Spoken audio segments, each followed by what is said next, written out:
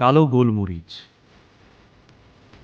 এখানে আমেরিকায় আপনারা লঙ্কাকেও পেপার বা মরিচ বলছেন, কাঁচা সবুজ মরিচ নয়, কালো গোলমরিচ, গোলমরিচের দানা খুবই প্রাণশক্তি সম্পন্ন হয় এবং যদি এর সঠিক ব্যবহার জানেন তাহলে এটা আপনার ধমনী পরিষ্কার রাখার ক্ষেত্রে একটা বড় ভূমিকা নিতে পারে।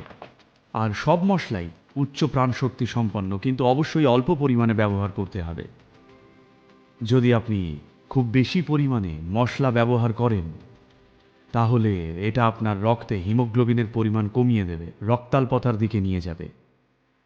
কিন্তু অল্প পরিমাণ হলে খুব ভালো, খুবই উচ্চ প্রাণশক্তি।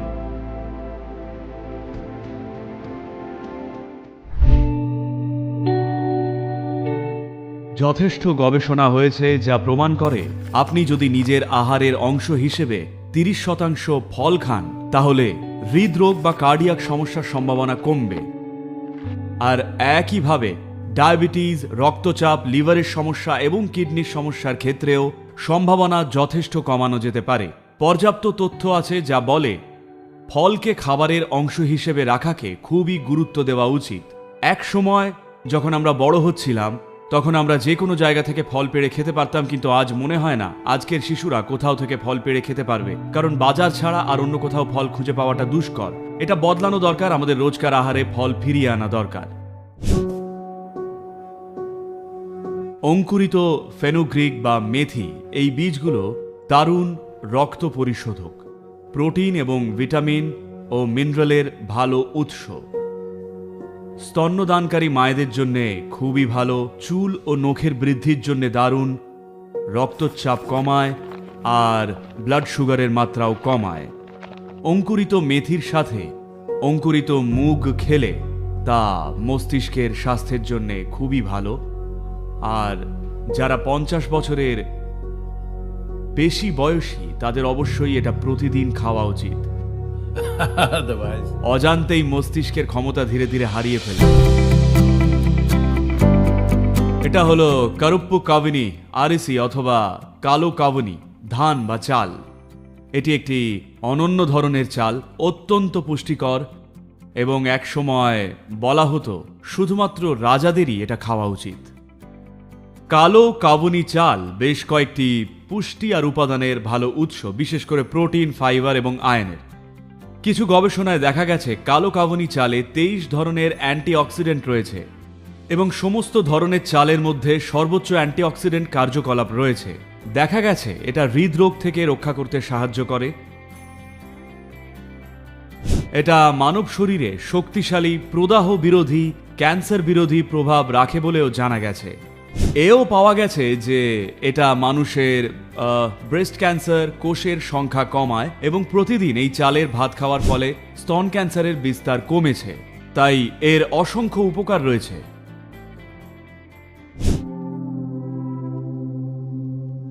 মানুষের রোগ দু ধরনের হয়, আছে সংক্রামক রোগ আর আছে ক্রনিক বা দীর্ঘস্থায়ী রোগ।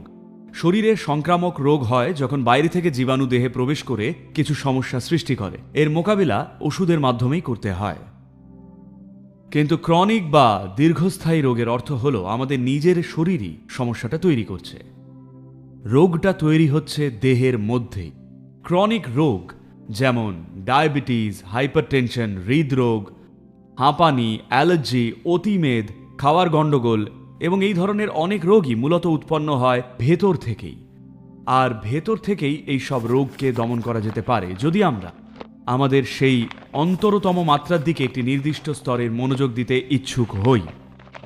এই রোগগুলোর অবস্থায় পরিবর্তন আনা যেতে পারে শুধুমাত্র সিস্টেমে একটা নির্দিষ্ট ভারসাম্য আনার মাধ্যমে, ভেতরের শক্তির একটা নির্দিষ্ট স্তরকে সক্রিয় করে। ইনার ইঞ্জিনিয়ারিং প্রক্রিয়াটির উদ্দেশ্য ঠিক এটাই, আপনি যাতে আমাদের মধ্যেকার বুদ্ধিমত্তা ও দক্ষতার এই গভীরতম মাত্রার নাগাল পান, যা এই শরীরকে সৃষ্টি করতে, গঠন করতে সক্ষম। তাও আবার কি উপাদান দিয়ে? যদি এক টুকরো রুটি খান তা মাত্র কয়েক ঘন্টার মধ্যেই মানব শরীর হয়ে ওঠে। তো এর মধ্যে বুদ্ধিমত্তা ও দক্ষতার সেই মাত্রাটি রয়েছে। যদি শুধু এর নাগালটা খুঁজে পান তাহলে স্বাস্থ্যবান হতে চেষ্টাও করতে হবে না। আপনারা জানেন এটা কি? এটাকে রুদ্রাক্ষ বলা হয়। রুদ্রাক্ষ একটা বীজ।